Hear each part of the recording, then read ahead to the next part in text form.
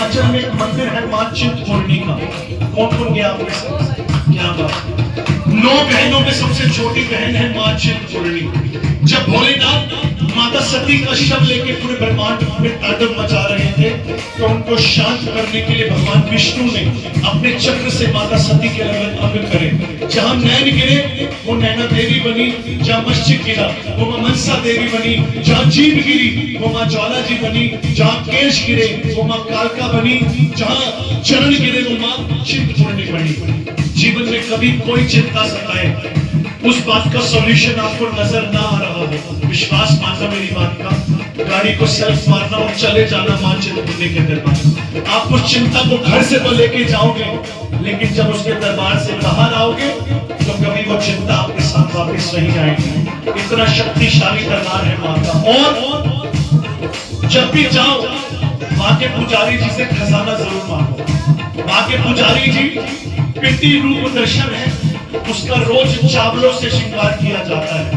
और वहां के पंडित जी खजाने में उस पिंडी से उतरे हुए चावल एक लाल रंग के कपड़े में बांध के देते हैं। उसको अपने घर लेके आओ, घर की तिजोरी में रखो, दुकान के गल्ले में रखो, ऑफिस की ड्रॉर में रखो, महारानी बहुत बरकत देती है। कई लोग सोचते हैं कि भगवान होते भी है कि नहीं, कभी देखने को तो मिले नहीं। अगर कभी मां की शक्ति को देखना हो ना, तो एक बार मेरे कहने पे सावन के महीने में होके आना।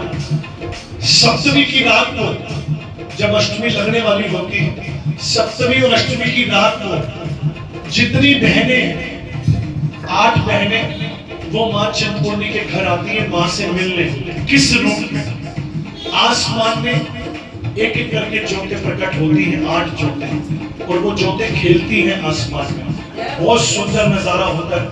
ये अभी 1 तारीख को अष्टमी थी, सप्तमी की रात थी, तो कई वीडियोस ऐसे YouTube पे, इंस्टाग्राम पे और फेसबुक पे लोगों ने शेयर करे जो ज्योतों ने दर्शन दिए। बहुत सुंदर नजारा है।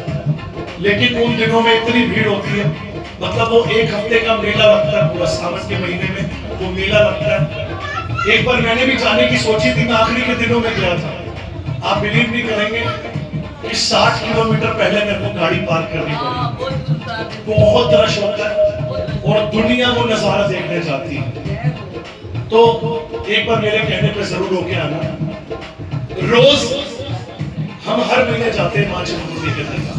मैं किसी की तो क्या बात करूं, मुझे नहीं पता, लेकिन जब से मैं उसके दरबार से जुड़ा हूं मैंने कभी मुड़ के नहीं देखा। इतना शक्तिशाली दरबार है मां का, और इतने करिश्मे हैं महारानी के दरबार के। मैं अगर बताना शुरू करूंगा तो शायद ये रात नहीं, कई रातें कम पड़ जाए। चलो एक अभी इंसिडेंट जो हमें अभी रिसेंट पता लगा वो मैं आपको बता देता हूँ। आज से 5 साल पहले चौकी थी मेरी किसी परिवार में, जैसे मैं अभी बता रहा हूँ मां चिंतपूर्णी के दरबार की बात, वैसे मैं उस चौकी में बता रहा था। तो वहां पे भाई साहब बैठे थे, उनको 4 स्टेज का कैंसर था। तो डॉक्टर ने कहा था कि आपके पास कुछ ही महीने बचे हैं।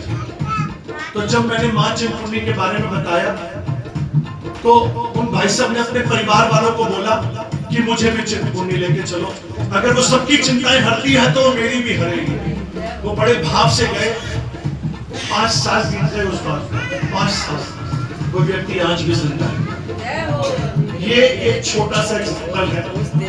इतने करिश्मे जो लोगों के साथ आप होते हैं वो मुझे आज बताते हैं लोग कि आपने हमें वो रास्ता दिखाया था, और मुझे रास्ता मेरी माँ दिखाती है। एक बार मेरे कहने पे जरूर होके आना। हम हर साल बसेस भी लेके जाते हैं। तो इस साल की जो डेट है वो फाइनलाइज हो चुकी है, 13 अगस्त, 14 अगस्त और 15 अगस्त। लेकिन अब बुकिंग नहीं हो सकती, बुकिंग क्लोज है, क्योंकि 4 बसें ऑलरेडी बुक हो चुकी हैं।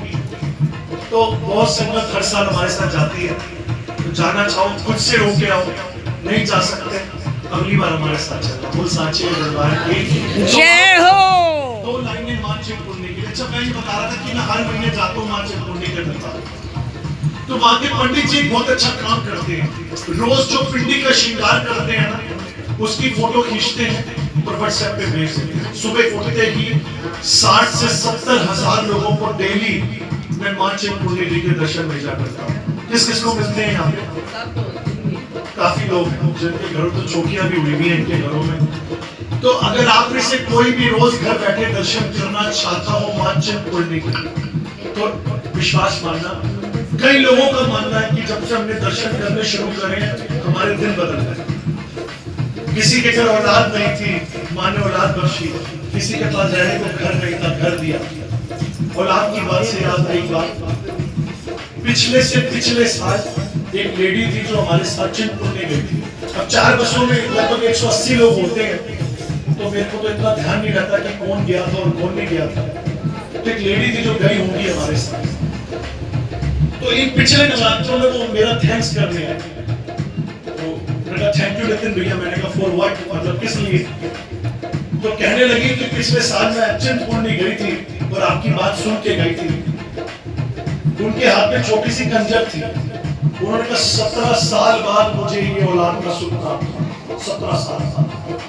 तो ऐसे कई करिश्मे हैं जो माँ चिंतपूर्णी के दरबार में। तो यदि आप में से कोई भी रोज घर बैठे दर्शन पाना चाहता हो माँ चिंतपूर्णी के, तो आप लोग मेरा व्हाट्सएप का नंबर नोट कर सकते हैं।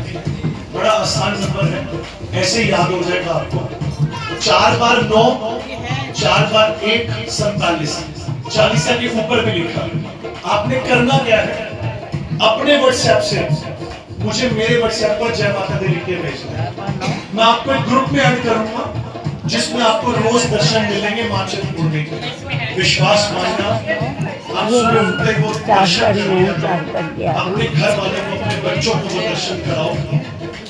कभी कोई कमी आएगी, कोई चिंता रहेगी नहीं। इतने शक्तिशाली दर्शन है वो। विश्वास रख के दर्शन करना। रातों रात फ्लाईओवर नहीं बनते, फ्लाईओवर बनने में टाइम लगता है। दिखते सहते हैं हम लोग, लेकिन जब बन जाता है ना तो गाड़ी कैसे चलती है पता भी नहीं लगता। तो सच्चे दरबार की जय। ओ माता चिंतपूर्णी सद कारज रास करो, माता चिंतपूर्णी सद कारज रास करो, सद कारज रास करो, साथी पूरी आस करो। माता चिंतपूर्णी सद कारज रास करो, माता चिंतपूर्णी सद कारज रास करो। जयकारा मैया चिंतपूर्णी जी दा और सच्चे दरबार की जय। महारानी के दरबार में आरती करेंगे और मेरी विनती है, एक आवाहन है ईसाई संगत से। ये जो हम डेली लंगर सेवा करते हैं, वैसे तो हम जितने सेवादार हैं वो मंथली कंट्रीब्यूट करते हैं। ये भी हमारा